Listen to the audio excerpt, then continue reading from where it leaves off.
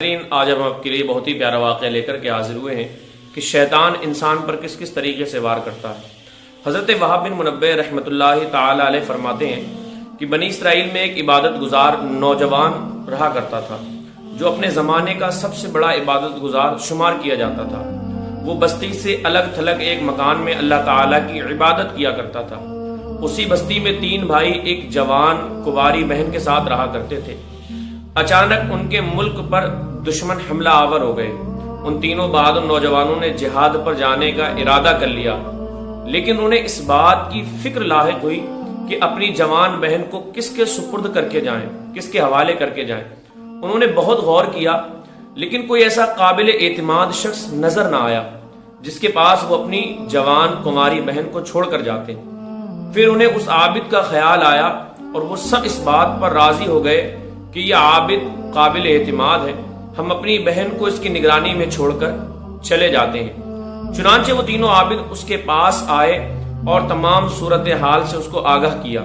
عابد نے صاف انکار کرتے ہوئے کہا، میں یہ ذمہ داری ہرگز قبول نہیں کروں گا، لیکن وہ تینوں بھائی اس کی منت و سماجت کرتے رہے۔ بالآخر وہ عابد اس کی بات پر راضی ہو گیا کہ میں تمہاری بہن کو اپنے ساتھ نہیں رکھوں گا، بلکہ میرے مکان کے سامنے خالی مکان ہے، تم اپنی بہن کو اس میں چھوڑ جاؤ۔ وہ تینوں بھائی اس پر راضی ہو گئے اور اپنی بہن کو اس عابد کے سامنے والے مکان میں چھوڑ کر جہاد پر روانہ ہو گئے۔ وہ عابد روزانہ اپنے عبادت خانے سے نیچے اترتا اور دروازے پر کھانا رکھ دیتا، پھر عبادت خانے کا دروازہ بند کر کے اوپر اپنے عبادت خانے میں چلا جاتا۔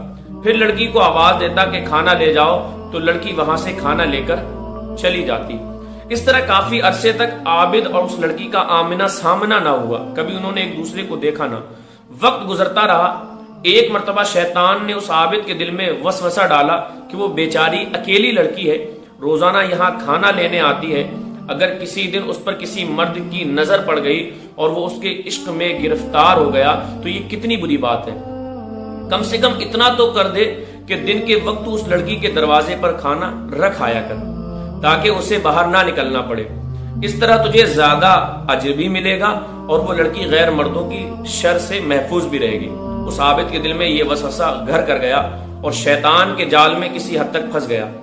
چنانچہ وہ نوجوان روزانہ دن میں لڑکی کے مکان پر جاتا اور کھانا دے کر واپس آ جاتا، لیکن اس سے گفتگو نہ کرتا۔ پھر کچھ عرصے کے بعد شیطان نے اسے اور ترغیب دلائی کہ تیرے لیے نیکی کمانے کا کتنا عظیم موقع ہے کہ تو کھانا اس کے گھر میں پہنچا دیا کر، تاکہ اس لڑکی کو پریشانی نہ ہو، اس طرح تجھے اس کی خدمت کا ثواب زیادہ ملے گا۔ چنانچہ اس عابد نے اب گھر میں جا کر کھانا دینا شروع کر دیا۔ کچھ عرصہ اسی طرح معاملہ چلتا رہا۔ شیطان نے پھر اسے مشورہ دیا کہ دیکھ وہ لڑکی کتنے دنوں سے اکیلی اس مکان میں رہ رہی ہے، اسے تنہائی میں ڈر لگتا ہوگا، اگر تو اس سے کچھ دیر بات کرنے اور اس کے پاس تھوڑی دیر بیٹھ آ جائے تو اس کی دہشت، اس کا ڈر ختم ہو جائے گا اور اس طرح تجھے بہت بہت اجر و ثواب ملے گا۔ عابد پھر شیطان لعین کے چکر میں پھنس گیا اور اس نے اب لڑکی کے پاس بیٹھنا، اس سے بات چیت کرنا شروع کر دی۔ پہل تو اس طرح ہوا کہ وہ عابد اپنے عبادت خانے سے بات کرتا، لڑکی اپنے مکان سے، پھر دونوں دروازوں پر گفتگو آ کر کرنے لگے۔ پہلے وہ لڑکی اپنے گھر سے، عابد اپنے عبادت خانے سے بات کرتا، پھر دونوں نے اپنے اپنے دروازوں سے گفتگو کرنا شروع کر دی۔ پھر شیطان کے اکسانے پر وہ عابد اس لڑکی کے مکان میں جا کر اس کے پاس بیٹھتا اور باتیں کرتا۔ آخرکار شیطان نے اب اسے برگلانا شروع کر دیا کہ یہ لڑکی کتنی خوبصورت ہے، کیسی حسین و جمیل ہے۔ جب اس نے نوجوان لڑکی کی جوانی پر نظر ڈالی تو اس کے دل میں گناہ کا ارادہ ہوا۔ ایک دن اس نے لڑکی سے بہت زیادہ قربت اختیار کی اور اس کی ران پر ہاتھ رکھا، پھر اس سے بوس و کنار کیا۔ بالآخر اس بدبخت عابد نے شیطان کے بہکاوے میں آ کر اس لڑکی سے بدکاری کر ڈالی، جس کے نتیجے میں لڑکی حاملہ ہو گئی اور اس سے خوبصورت بچہ پیدا ہوا۔ پھر شیطان نے اس عابد کے پاس آ کر کہا، دیکھ تیری حرکت کی وجہ سے یہ سب کچھ ہوا ہے، تیرا کیا خیال ہے کہ جب اس لڑکی کے بھائی آئیں گے اور وہ اپنی بہن کو اس حالت میں دیکھیں گے تو تجھے کتنی رسوائی ہوگی اور وہ تیرے ساتھ کیا معاملہ کریں گے؟ اس لیے بہتری اسی میں ہے کہ تو اس بچے کو مار ڈال تاکہ انہیں اس واقعے کی کانوں کان خبر نہ ہو اور تو رسوائی سے بچ جائے۔ چنانچہ اس عابد بدبخت نے بچے کو ذبح کر ڈالا اور ایک جگہ دفن کر دیا۔ اب وہ مطمئن ہو گیا کہ لڑکی اپنی رسوائی کے خوف سے اپنے بھائیوں سے اس واقعے کی خبر نہ دے گی، لیکن شیطان ملعون دوبارہ اس عابد پر پاس آیا اور کہا، اے جاہل انسان، کیا تو نے یہ گمان کر لیا ہے کہ یہ لڑکی اپنے بھائیوں کو کچھ نہیں بتائے گی؟ یہ تیری بھول ہے۔ یہ ضروری باتیں، یہ ساری حرکتوں کے بارے میں اپنے بھائیوں کو آگاہ کرے گی اور تجھے ذلت و رسوائی کا سامنا کرنا پڑے گا۔ تیری خیر اسی میں ہے کہ تو اس لڑکی کو بھی قتل کر کے دفن کر دے تاکہ معاملہ ہی ختم ہو جائے۔ عابد نے شیطان کے مشورے پر عمل کیا اور لڑکی کو قتل کر کے اسے بھی بچے کے ساتھ ہی دفن کر دیا، اور عابد دوبارہ مصروف عبادت ہو گیا۔ وقت گزرتا گیا۔ جب لڑکی کے بھائی جہاد سے واپس آئے تو انہوں نے اس مکان میں اپنی بہن کو نہ پا کر عابد سے پوچھا تو اس نے بڑے مغموم انداز میں روتے ہوئے جواب دیا، تمہارے جانے کے بعد تمہاری بہن کا انتقال ہو گیا اور یہ اس کی قبر ہے، وہ بہت نیک لڑکی تھی۔ اتنا کہنے کے بعد وہ عابد رونے لگا اور اس کے بھائی قبر کے پاس پھوٹ پھوٹ کر رونے لگے۔ کافی دن وہ اسی مکان میں اپنی قبر کے پاس رہے، پھر اپنے گھروں کو لوٹ گئے اور انہیں اس عابد کی باتوں پر یقین آ گیا۔ ایک رات جب تینوں بھائی اپنے اپنے بستروں پر آرام کرنے کے لیے لیٹے، ان کی آنکھ لگ گئی۔ شیطان ان تینوں کے خواب میں آ گیا اور سب سے بڑے بھائی سے سوال کیا، تمہاری بہن کہاں ہے؟ اس نے کہا، وہ تو مر چکی ہے اور فلاں جگہ اس کی قبر ہے۔ شیطان نے کہا، اس عابد نے تم سے جھوٹ بولا، اس نے تمہاری بہن کے ساتھ پہلے زنا کیا اور اس کے نتیجے میں اس سے حرامی بچہ پیدا ہوا، پھر اس نے رسوائی کے خوف سے تمہاری بہن اور اس بچے کو مار ڈالا اور ان دونوں کو ایک ساتھ دفن کر دیا۔ اگر تمہیں یقین نہیں آئے تو تم وہ جگہ کھود کر دیکھ۔ مالک بتایا، جب صبح سب کی آنکھ کھلی تو سب حیران ہو کر ایک دوسرے سے کہنے لگے، رات تو ہم نے عجیب و غریب خواب دیکھا ہے۔ پھر سب نے اپنا اپنا خواب بیان کیا۔ بڑا بھائی کہنے لگا، یہ محض ایک جھوٹا خواب ہے، اس کی حقیقت کوئی نہیں، لہذا اسے ذہن سے نکال دو۔ چھوٹے بھائی نے کہا، میں نے تو اس کی ضرور تحقیق کروں گا اور ضرور اس جگہ کو کھود کر دیکھوں گا۔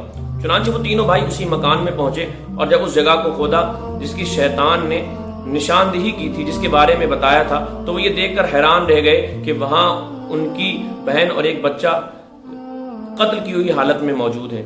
اب کیا تھا؟ وہ سیدھے اس بدبخت عابد کے پاس پہنچے اور اس سے پوچھا، سچ سچ بتاؤ کہ تم نے ہماری بہن کے ساتھ کیا کیا ہے؟ عابد نے جب ان کا غصہ دیکھا تو اپنے گناہوں کو قبول کر لیا اور سب کچھ بتا دیا۔ چنانچہ وہ تینوں بھائی اسے پکڑ کر بادشاہ کے دربار میں لے گئے اور پھر بادشاہ نے ساری بات سن کر اسے پھانسی کا حکم دے دیا۔ جب اس بدبخت عابد کو پھانسی دی جانے لگی تو شیطان مردود اپنا آخری وار کرنے پھر اس کے پاس آیا اور اس سے کہا، میں ہی تیرا وہ ساتھی ہوں جس کے مشوروں پر عمل کر کے تو عورت کے فتنے میں مبتلا ہوا، پھر تو نے اسے اور اس کے بچے کو قتل کر دیا۔ ہاں، اگر آج تو میری بات مان لے گا تو میں تجھے پھانسی سے رہائی دلوا دوں گا۔ عابد نے کہا، اب تو مجھ سے کیا چاہتا ہے؟ شیطان بولا، تو اللہ کی وحدانیت کا انکار کر دے اور کافر ہو جا۔ اگر تو نے ایسا کر دیا تو میں تجھے آزاد کر دوں گا۔ یہ سن کر عابد کچھ دیر سوچتا رہا، لیکن پھر دنیاوی عذاب سے بچنے کی خاطر اس نے اپنی زبان سے کفریہ کلمات بکے اور اللہ تعالیٰ کی وحدانیت کا منکر ہو گیا، نعوذ باللہ۔ جب شیطان نے اس بدبخت کا عابد کا ایمان بھی برباد کر دیا تو اسے حالت کفر میں پھانسی دے دی گئی اور شیطان فوراً اپنے ساتھیوں سمیت وہاں سے غائب ہو گیا۔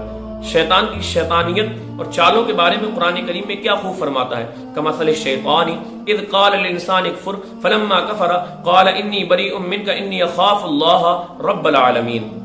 منافقوں کی مثال شیطان جیسی ہے، جب وہ انسان سے کہتا ہے کہ تو کافر ہو جا، پھر جب وہ کافر ہو جاتا ہے تو شیطان کہتا ہے میں تجھ سے بیزار ہوں، بے شک اللہ سے ڈرتا ہوں جو تمام جہانوں کا رب ہے، بے شک میں اللہ سے ڈرتا ہوں جو تمام جہانوں کا رب ہے۔